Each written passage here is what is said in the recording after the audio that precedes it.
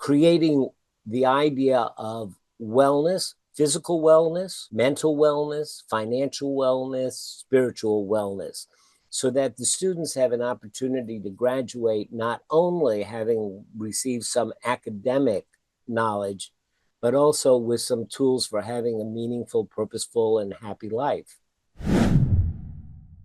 Every morning, I look at the sun coming up and I say, and remind myself that I'm trading a day of my life for this day.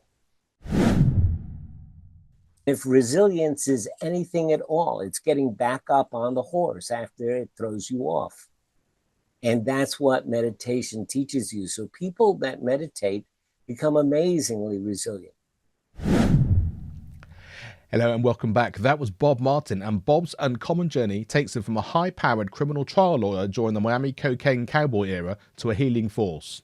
Bob has become a certified meditation teacher, mentor and a published author, and he's currently serving as a professor of wellness and mindfulness coordinator at Elon University.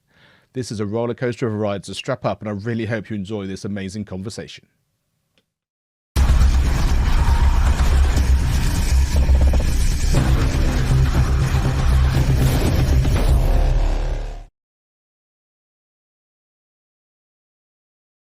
Hi, Bob. Thank you so much for joining us here on the Education on Fire podcast. There are many things that are important to me, and I think the more conversations I've had over the 430-something episodes which have gone live as of today, I think it's just that the environment that you live and the environment that you work and the understanding that that is your own perspective. A lot of the time, it's not just what's there for you, it's how you're sort of using that and making it work for you. So I think this is going to be a very valuable and important conversation for so many people, certainly within the education world. So yeah, thanks so much for joining us. Oh, thank you so much for having me. So why don't we first dive into, I think we should start with the journey, because I know you've had a varied career, and I think it's important that we really understand how that's come about, because I think your lifestyle from when you were younger to what you're able to do now and share it is going to be something that people are going to be really interested in. So yeah, start us on that part of the journey. Well, it has been varied. I will say that. I mean, my younger life was spent in amusement parks and carnivals. My father, who immigrated from Hungary, my mom from Lithuania, decided that their route through the American dream, so to speak, was through popcorn and caramel corn. And so that was the environment I grew up in, and it was unusual. Let's just say.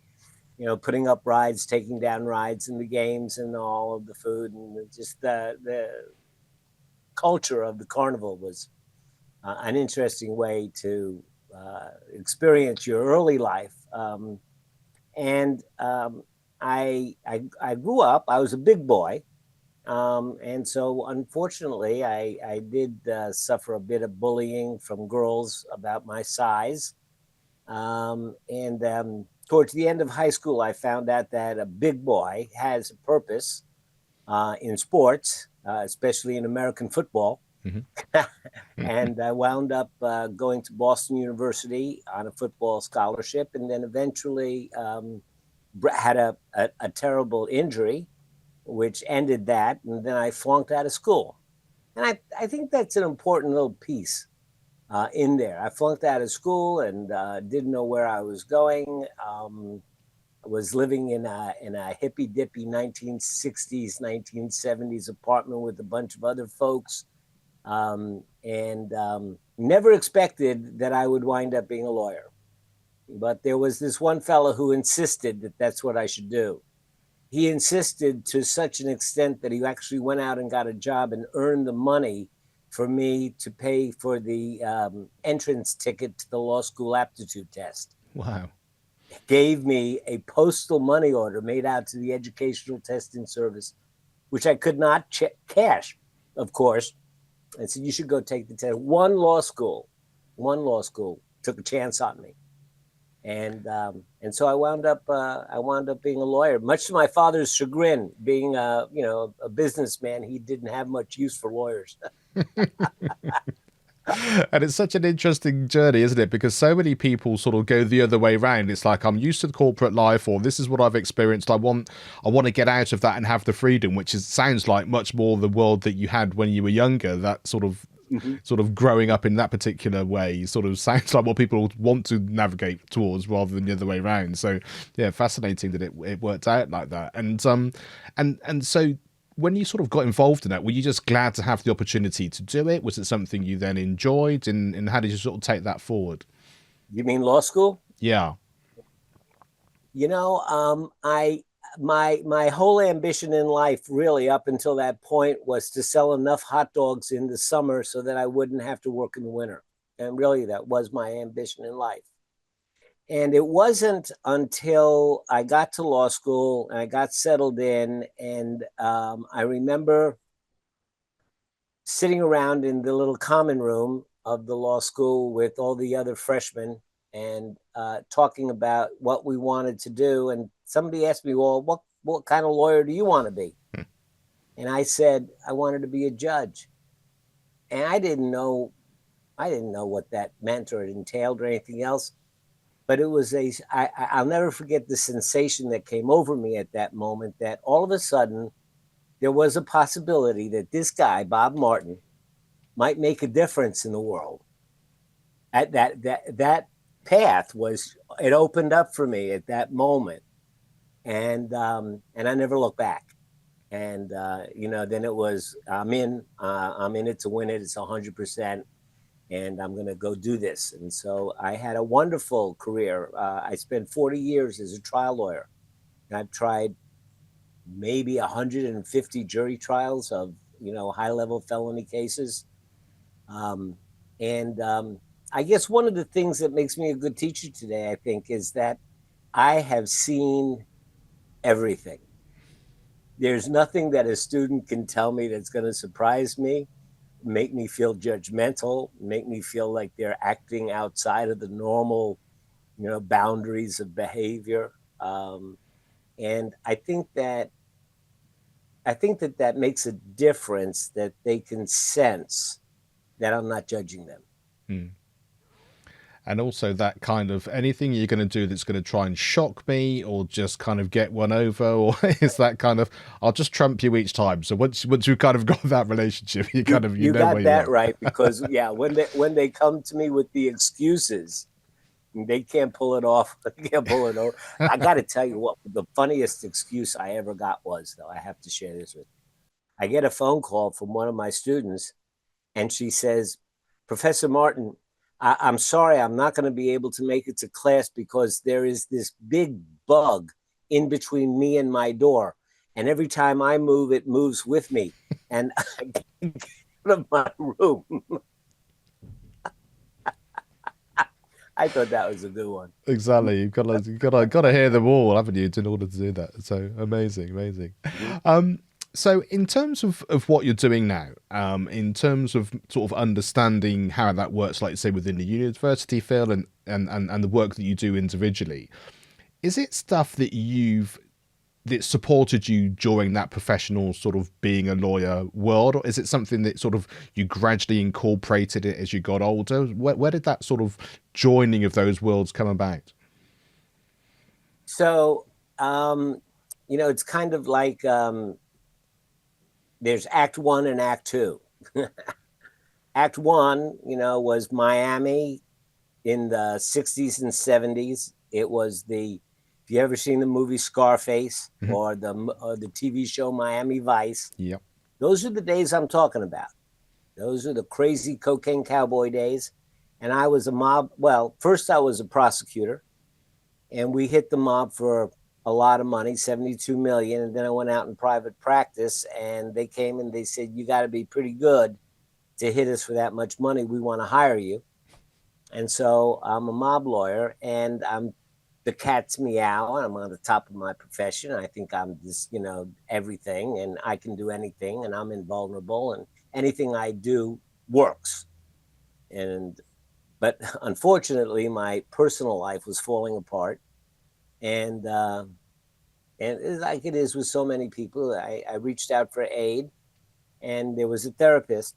Well, make a very, very long story short, it turns out that my therapist was the English language editor and one of the top students of a 72nd generation master Taoist monk from the Shaolin Temple, the Wow. Kung Fu Temple.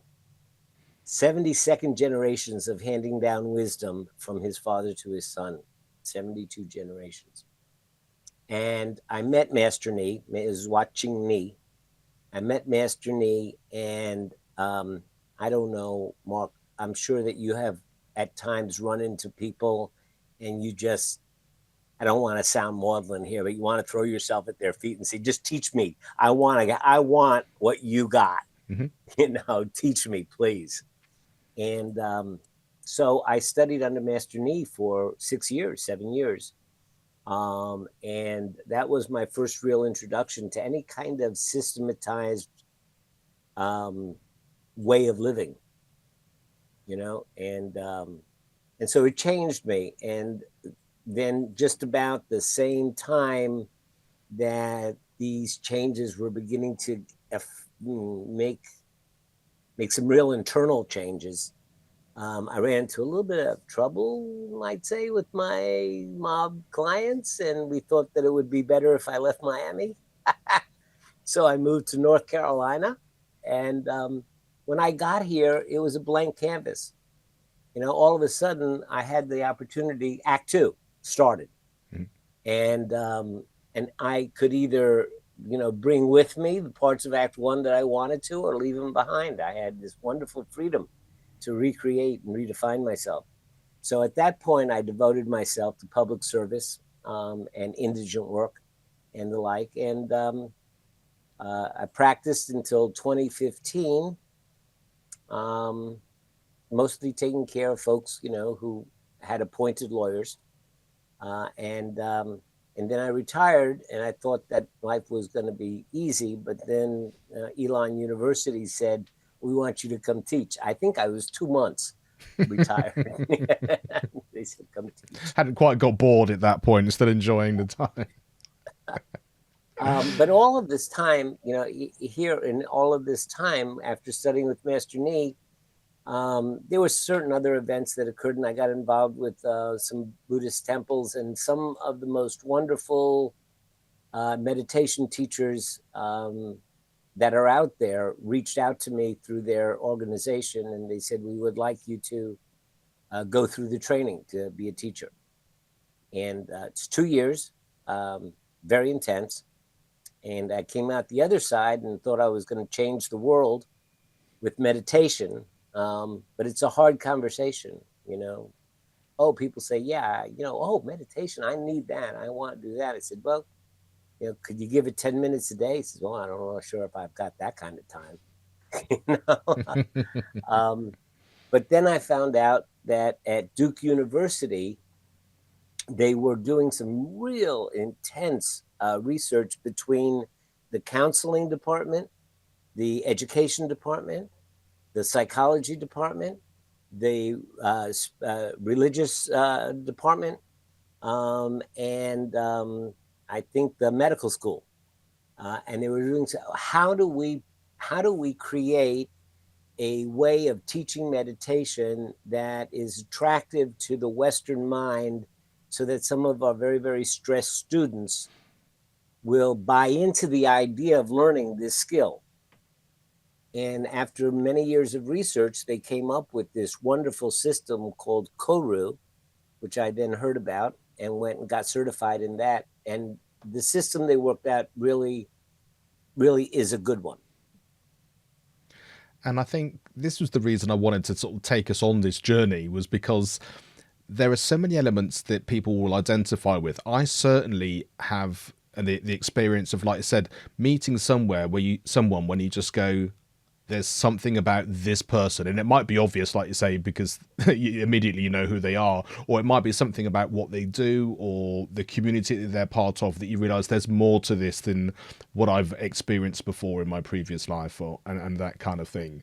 And yours is obviously sort of on a level that most people won't necessarily get to experience. But I think you can identify with that journey in some way, and then also identifying with the fact that you want your life to be different in some way or another, and actually, like I say, going out and finding what that might be. Meditation, understanding that there are people out there that can help you, that it can help support you in the world that you're currently in, whether you're an educator, like you say, or a stress student, whatever, that it doesn't have to look the way that you perceive it to be, and it can change and it can morph. And also from your professional standpoint, like you say, two sides of that coin are pretty far apart in terms of in terms of a work balance, so to speak. And I think for educators, sort of just hearing about the fact there's the second act, whether it's a different type of education, whether it's a different career, whether it's bringing your passion into what you're doing to help people in a different way, and whatever your take on that, whatever your kind of understanding or what you identify with, I think that becomes very inspirational to then realize there isn't a right time, a right place, but often it unfolds for you, which I think demonstrates brilliantly. Like you say, you had no idea that the therapist was going to be the person that was going to suddenly open this world that you had no idea about before. But if it's meant to be, in inverted commas, or you're willing to sort of step into what's offered and what's opportunities come to you, then they're there. And I think that's a great starting point for the conversation, because like you say, then you can step into the world that you want and get the help that you need. Mm-hmm. Well said. It's funny. I go back and forth. There's a part of me that's very science and evidence based, and then there's a part of me that's quite in the mystery of it all. And I kind of go, with this question of synchronicity. Yep. I go back and forth between, well, things just happen and they may appear to be synchronous. There may appear to be they are coincidental because they're happening at the same time, which is what coincidence means, an incident that happens jointly with another incident. So they are coincidental, but whether they're synchronous or whether there are forces at work that bring things together so that they unfold, I go back and forth over that. My own experience tells me that there are too many things that have come together in too strange a way for there not to be some connective tissue. Mm-hmm. But, it is above my pay grade. Yeah, absolutely. But I think it's fascinating for people to hear, isn't it? Because like you say, you can sort of identify in whichever way so it sort of talks to you, as it were. And I'm fascinated by the fact that you're sort of professor of wellness and mindfulness coordinator. I mean, that's something that you're not going to hear in every university. It's not an opportunity you're going to get to share and support people with. So how did that come about? Was it through your training and then the opportunity, or did you sort of have an ongoing conversation with people? How did that sort of work out for you? Well, that's a great question, and I think it's an important thing to put out there this information. I was originally hired to teach undergraduates a business law course, which was really just a survey course, touch a little on contracts, touch a little on criminal law, and that was what I was originally hired for. But because a big piece of my life was engaged in meditation and mindfulness, I kept trying to create courses like mindful leadership, where I could integrate some of that into the business school at my university. And I kept trying to push a little bit, the culture to become more mindful on campus. And then we were able to get this employee resource group together, where faculty and staff would come together once a month to get a free lunch and a little presentation about mindfulness. So I became the coordinator of that monthly meeting. That was great. But then the big thing happened. And that is that there is currently an initiative that's starting. I don't know if it's over by you, but there are a number of universities here which are integrating an initiative called an HEU, which is the Health Education University, which is a university within a university. Okay. Yeah, that and makes sense. so to speak. Yeah. It is an initiative of creating the idea of wellness, physical wellness, mental wellness, financial wellness, spiritual wellness, so that the students have an opportunity to graduate not only having received some academic knowledge, but also with some tools for having a meaningful, purposeful, and happy life. And so when that initiative was beginning to get some traction, I was in the perfect place to be able to get a meditation course going. So now I've got a 2 credit meditation course each semester, and I'm loving it. I can imagine. And like I say, when all those things sort of come together, again, we go back to that synchronicity, like right place, right time, right opportunity, whatever that happens to be. But I think even the fact that this is even something that people can have the opportunity to experience now is so far removed from the just, I'm going to go get my degree, go out into the world. Because at that point, not only do you maybe have the skills to be much better at whatever you're studying and go into your career being as well, because you're more aware of yourself, you're going to be more aware of other people, and then, you know, paying it forward, being supportive in your community, being able to help other people because of the insights that you have. That ripple effect has to be such a positive one. Yeah, I'm excited about it. So in terms of that sort of work side of things, how are you finding it? Like I said, you know, you were two months retired. What life may or may not have looked like as part of retirement. So how are you enjoying the sort of being within an institution, but also sort of having that freedom, I guess, to sort of, like say, be practicing and sharing the sort of work that you really love? Um, Mark, I would pay them to let me do what I do.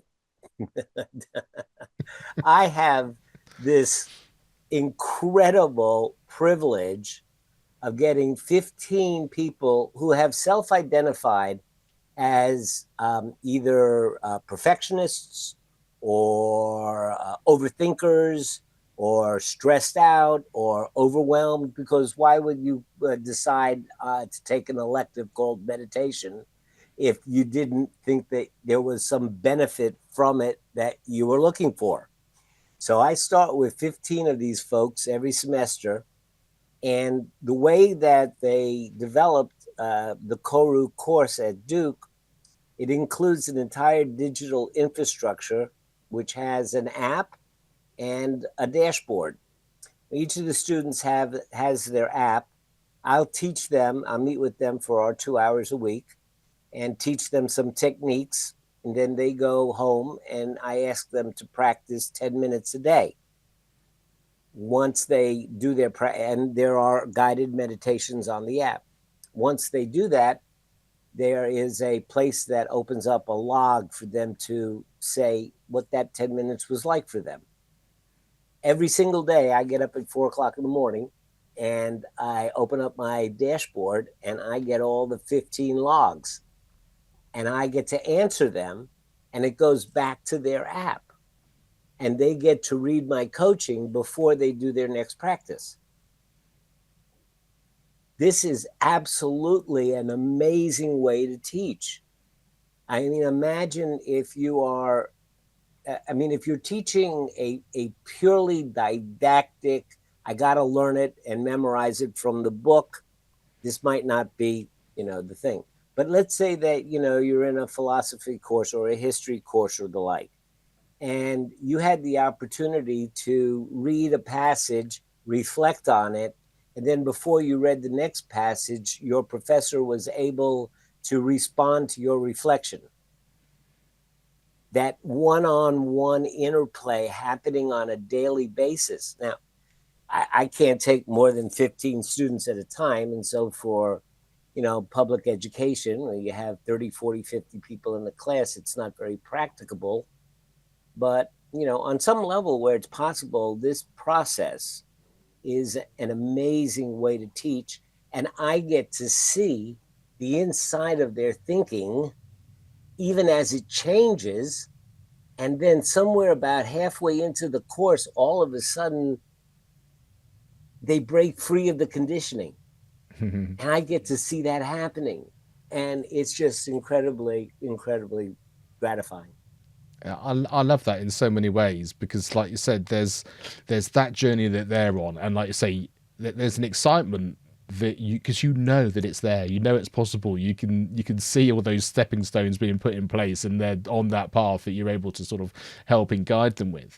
And the education piece I find fascinating as well, because like you say, there are some subjects which would automatically sort of lend themselves for this to work now.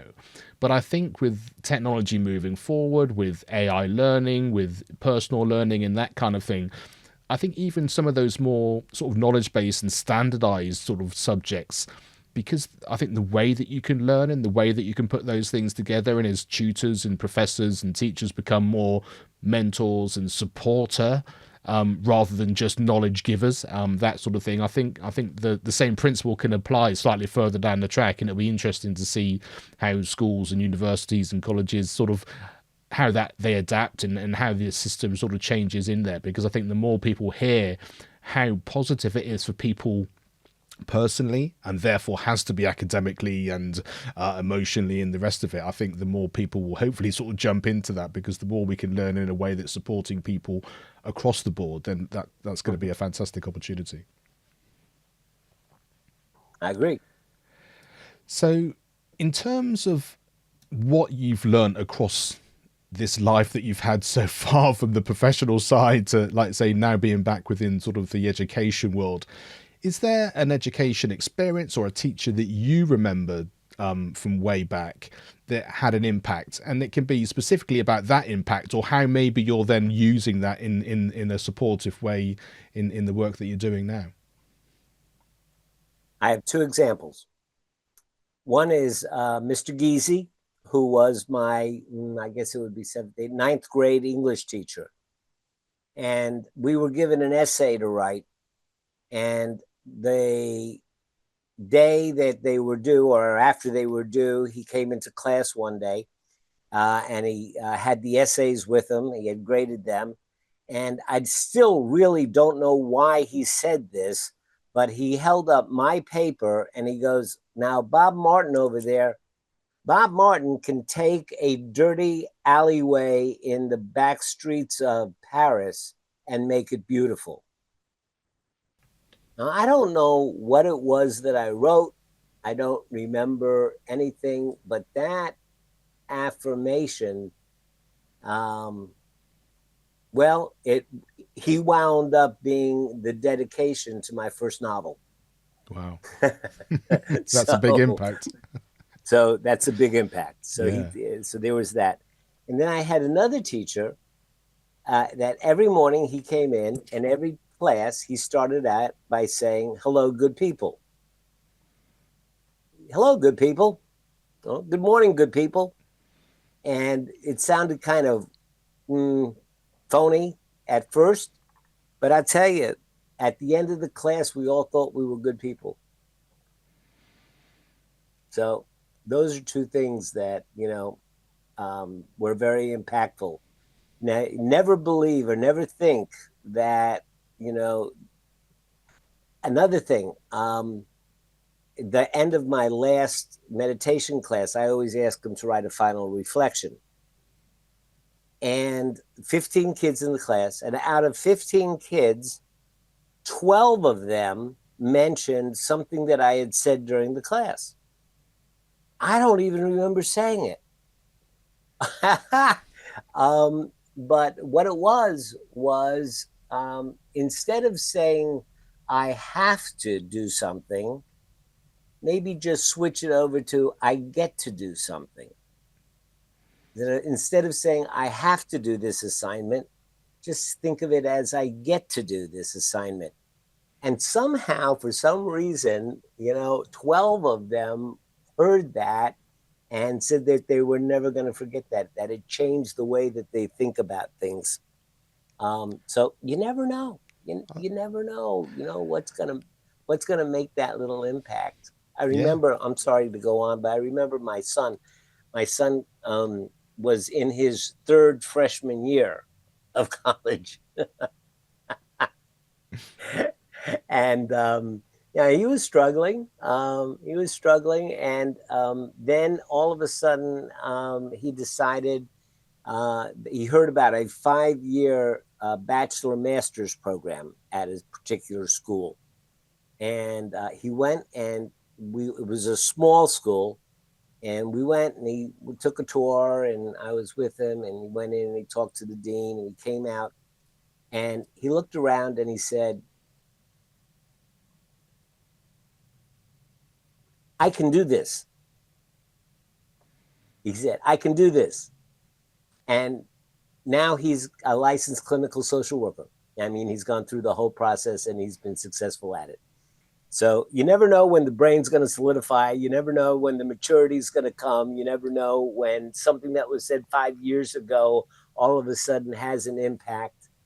We go around and we plant seeds. We plant a lot of seeds. I think there were so many things I was going to comment on there, but I think you just sort of summed it up perfectly in that last sort of statement. And I think one of the things I was once told was the fact that you shouldn't overthink these things too much, which I think really sort of supports what you said.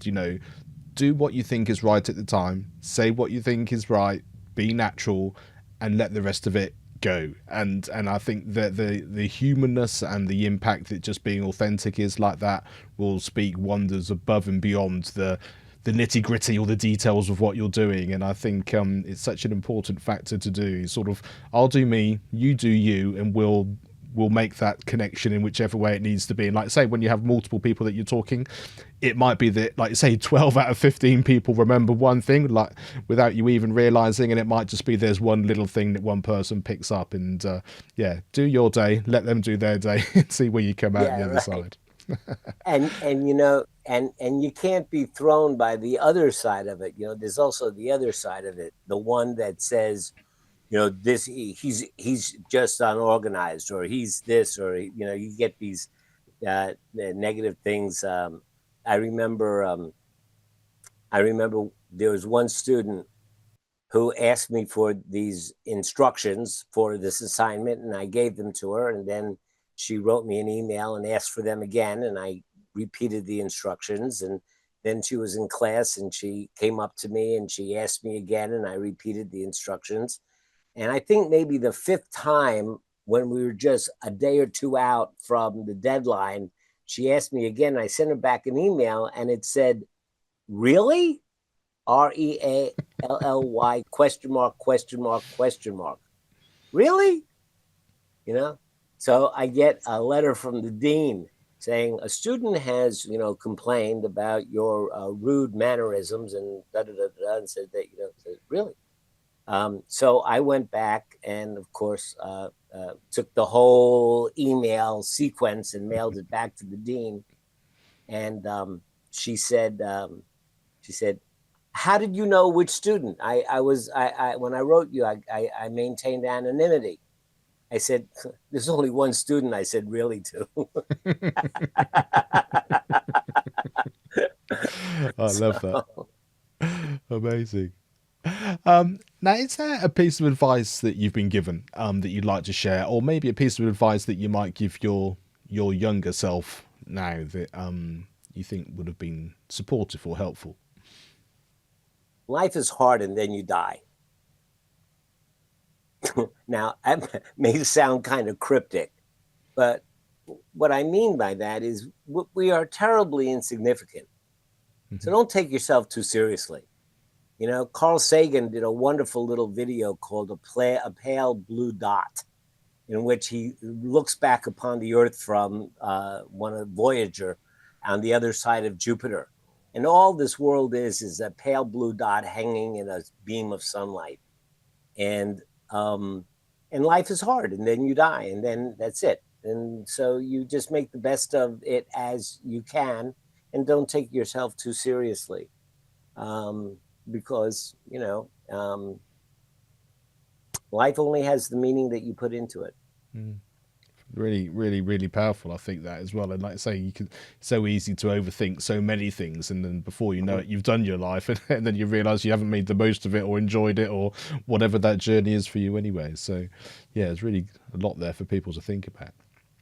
Yeah, somebody once invited me to this thought experiment where you much longer, but the bottom line was you think of yourself on your last day on Earth in your bed, hooked up to your oxygen with the beepers beeping, and for some reason you think back on this particular day.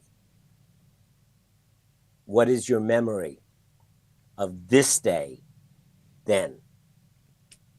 So make each day have some value, you know. Yeah. I don't mean, I'm sorry if I'm going on here, but this is important to me. I start the day off. I get up in the morning. I have two dogs, and my best advice to anybody is get a dog. This You should have a dog. Dogs are great. Dogs are the best things in the world. But I take my dogs out to this elementary school before it gets started early in the morning to watch the sun come up. And every morning I look at the sun coming up and I say and remind myself that I'm trading a day of my life for this day. The only thing that's going to be left in it is whatever I leave in it. So I better make it worthwhile because I'm trading a day of my life for it.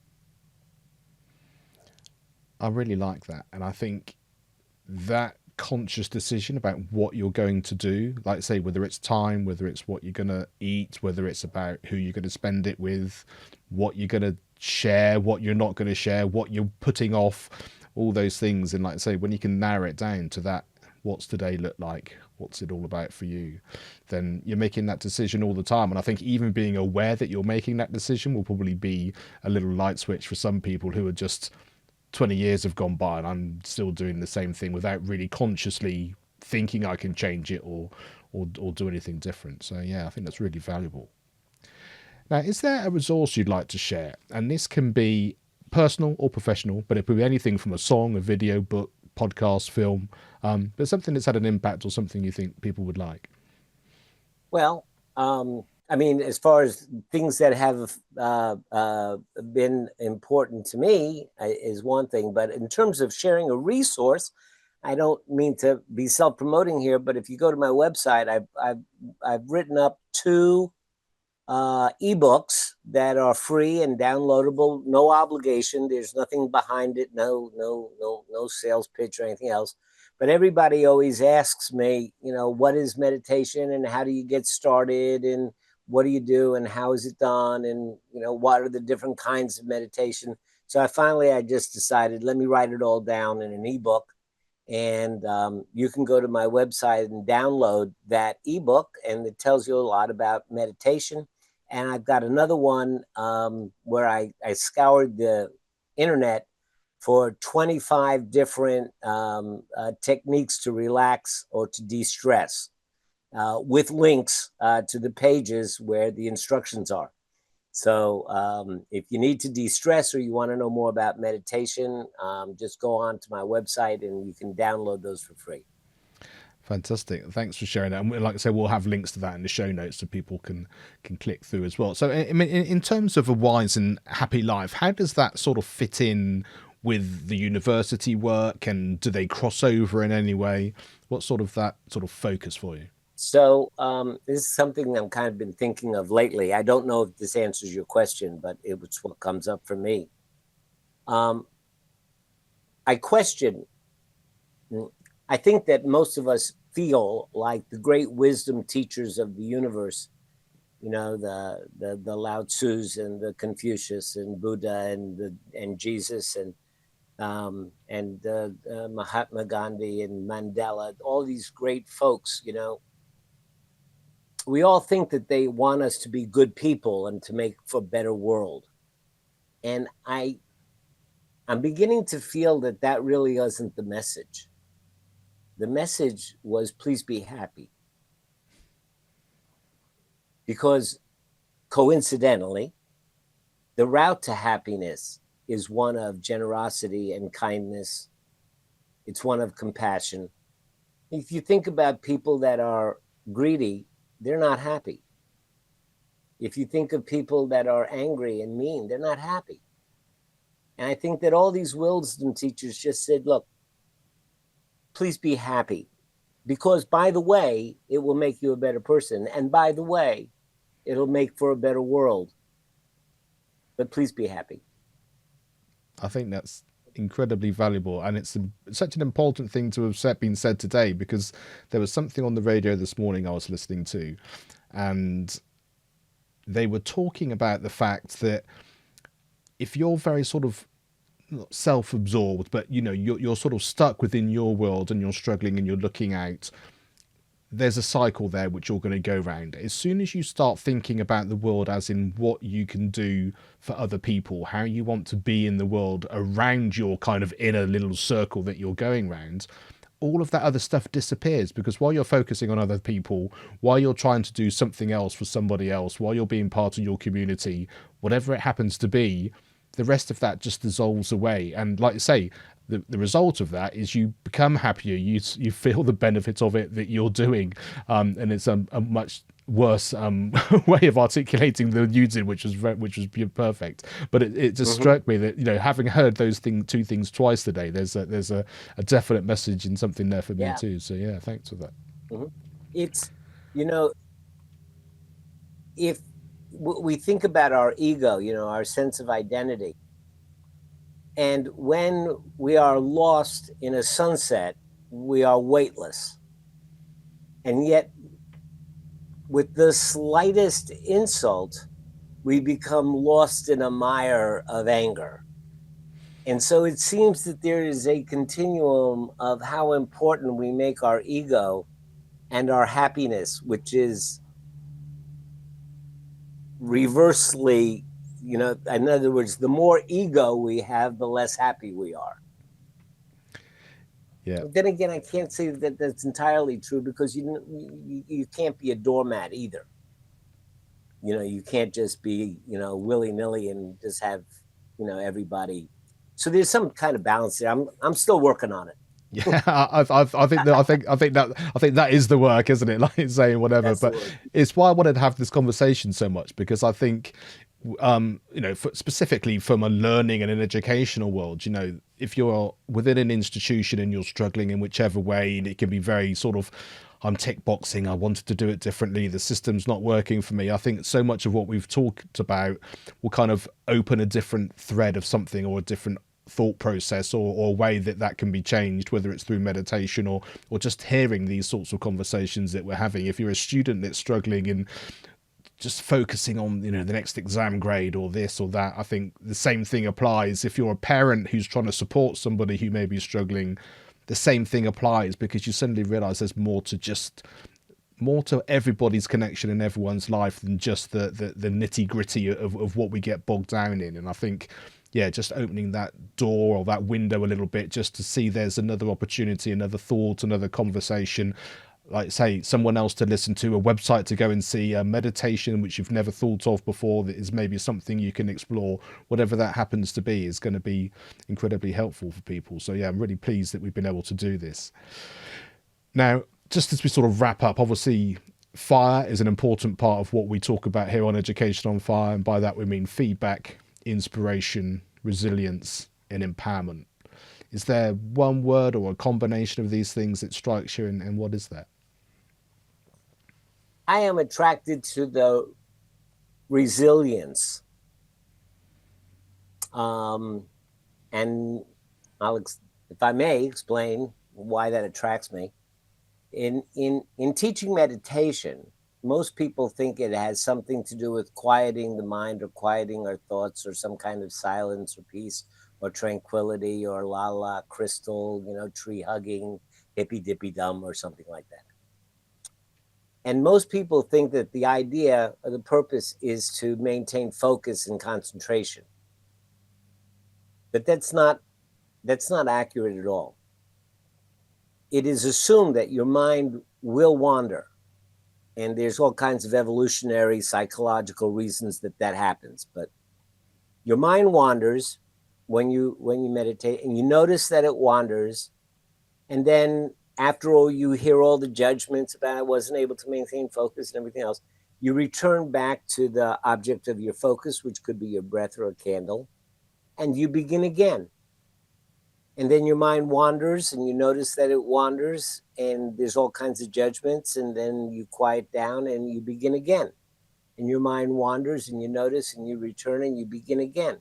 And you begin again and you begin again. What people what many people don't understand about meditation is that it is the returning and the beginning again that builds up in you the quality of resilience. You learn how to begin again, return and begin again, return and begin again. And if resilience is anything at all, it's getting back up on the horse after it throws you off.